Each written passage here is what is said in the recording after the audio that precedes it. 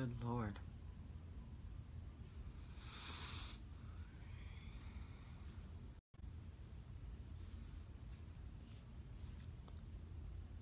Good morning. Good morning, everybody. I can't deny it. I'm a fucking rider. You don't want up with me. Ba-da-ba-da-ba-da-ba-ba-ba. Good morning. Good morning. Buenos dias. Good morning. I just burped. Hey. Hey, Callie Callie. Good morning. Good morning. Barking dogs, fighting kids, 4 calling birds, 3 French hens, 2 fighting kids, and a barking Doberman. Good morning, everybody, and welcome to Coffee Talk. How are you all doing this morning? It's Friday. Yes. And tomorrow,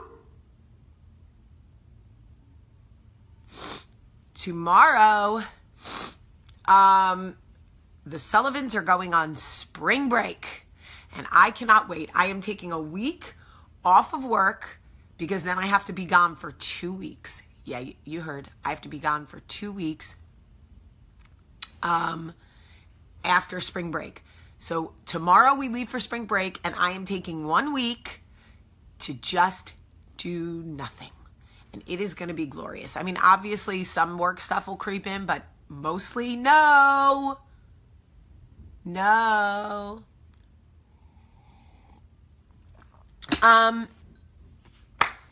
Tomorrow morning on my radio show on V94.9 in Birmingham, my guest tomorrow morning at 8 a.m. is Method Man. What? How is this my life? How is this my life?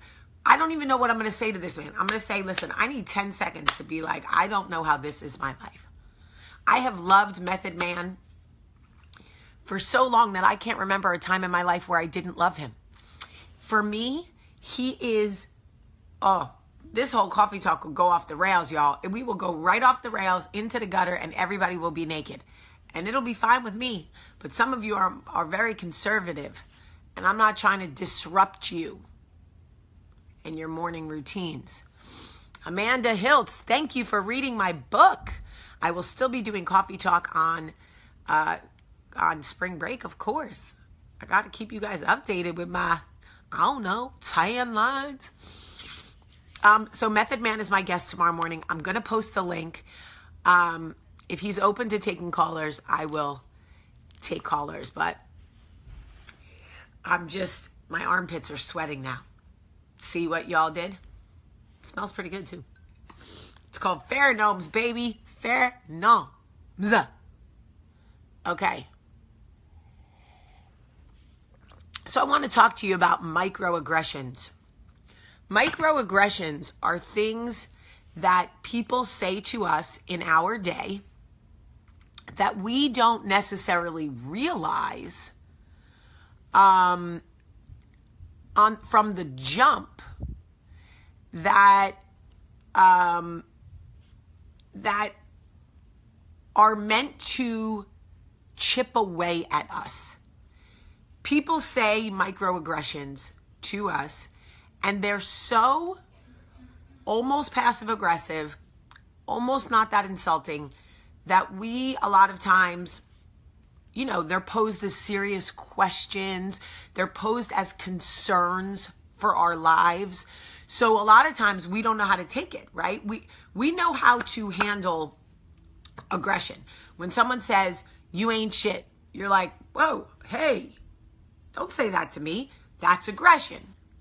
But when someone says to you something like, I'm praying for you all the time. I don't know why it's so hard for you to make good decisions in your life, but I want you to know that you are always on my mind. Like, okay, you're going to get 1, maybe 2 of those. okay? You're going to get maybe 1, maybe 2. But what you're not going to do is keep hitting me with those microaggressions. Expect me not to finally have so much resentment built up to my chin about the way you chip away at who and what I am. And then expect me not to snap, right? Because then we're wrong, right? When we snap, we're wrong.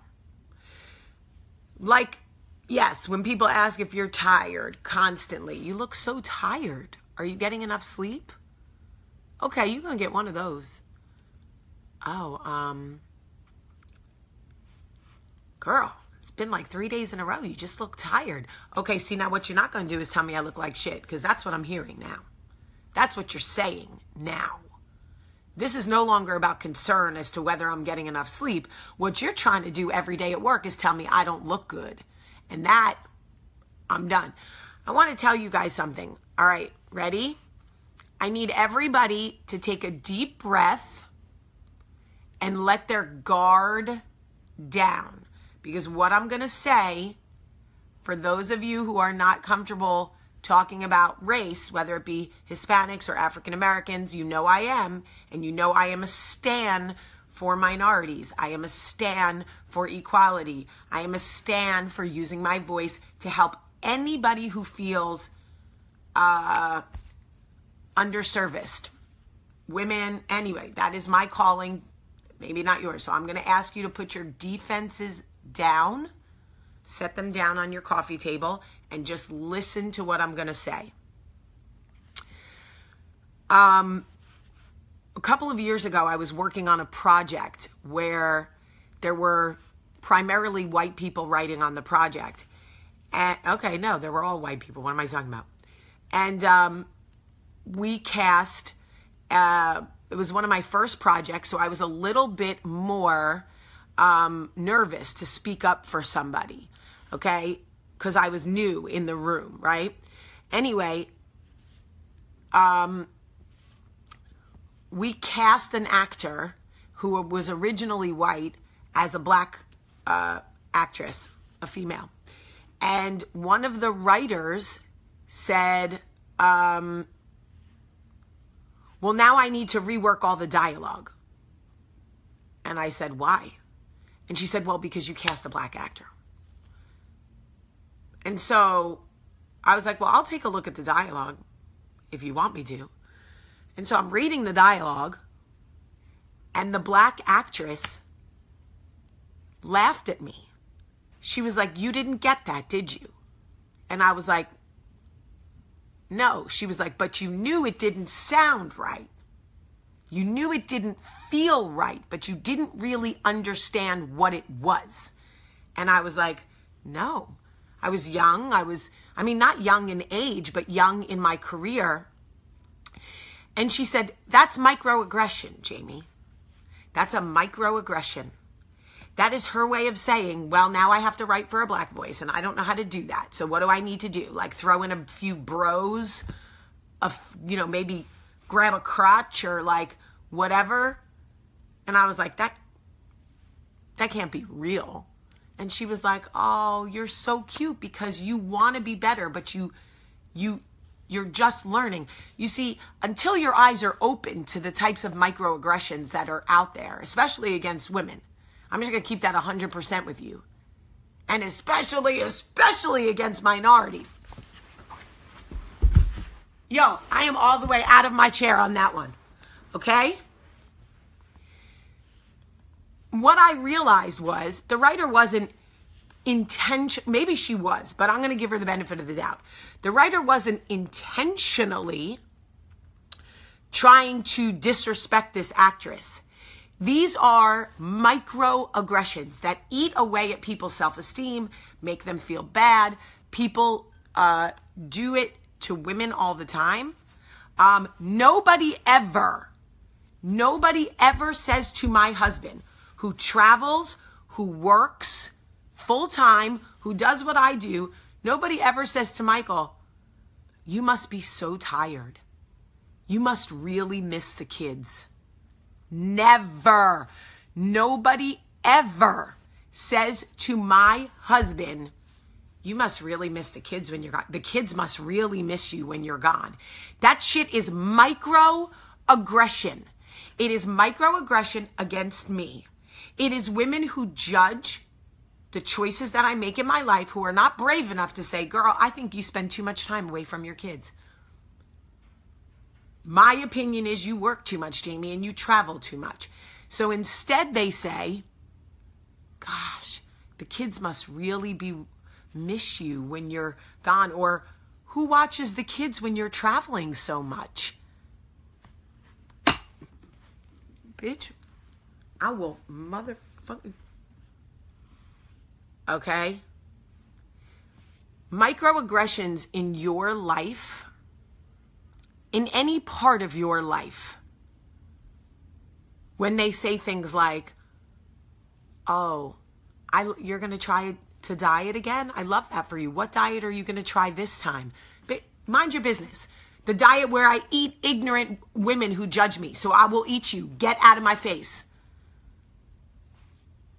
You're not with me on this one? Okay. You don't have to be with me on this one. Not every coffee talk is going to be for everybody. I don't like microaggression. Or people who do that to stay-at-home moms. I could never do what you do. How do you do it? How do you just stay home all day and do nothing? I would go crazy. How many stay-at-home moms do you know stay at home and do nothing?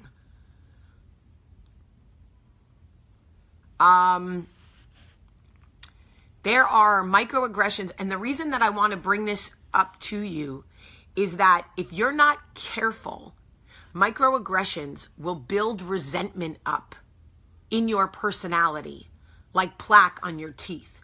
And it will change you. When you carry resentment, the burden is yours. Okay? You are carrying resentment. So you now have a backpack on your back full of resentment. Their words are becoming your burden.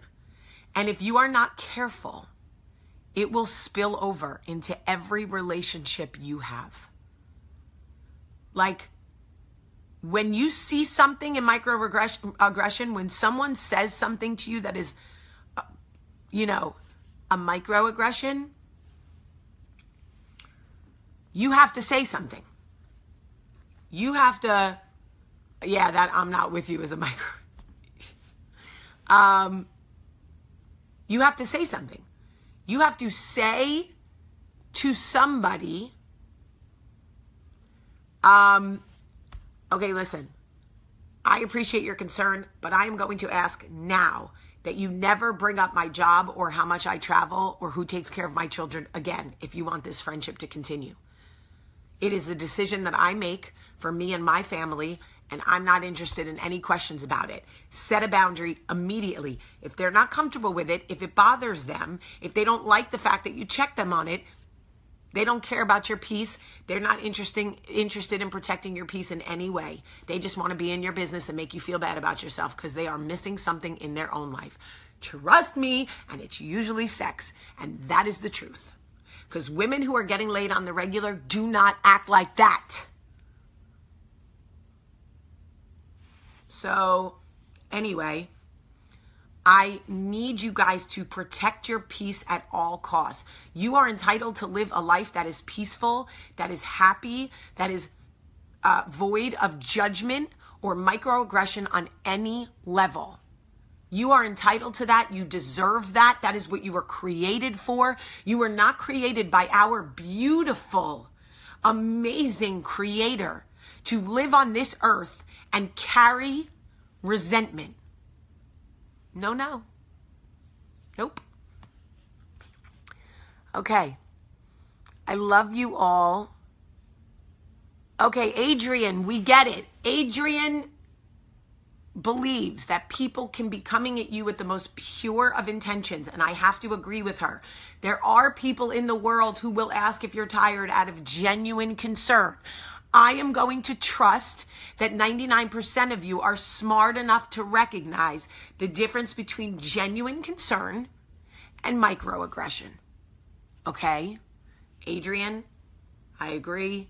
There are people at times who are genuinely concerned about my life, my travel schedule, how tired I look. Yes. Okay? Those are not the people I'm talking about. Okay? Are we good? Because I feel like you have a lot of angst about this, and I don't want you to. I agree with you. There are people who have genuine concern about our lives. Those are not the people I'm referring to in this coffee talk. No, she's right, though. There are people who have genuine concern for our lives. Those are not the people I'm talking about. I'm talking about the other people, the other white meat. All right. I love you so much. Share this video. There's a share button right there. Share it and say, how many of us are dealing with microaggression in our own lives? Things that make you go, Method man. Oh yeah, low-key shadiness. Some high-key shadiness. Okay, I love you guys so much. Protect your peace. Please. You deserve to live a life free of judgment and resentment. I love you. Have a great day.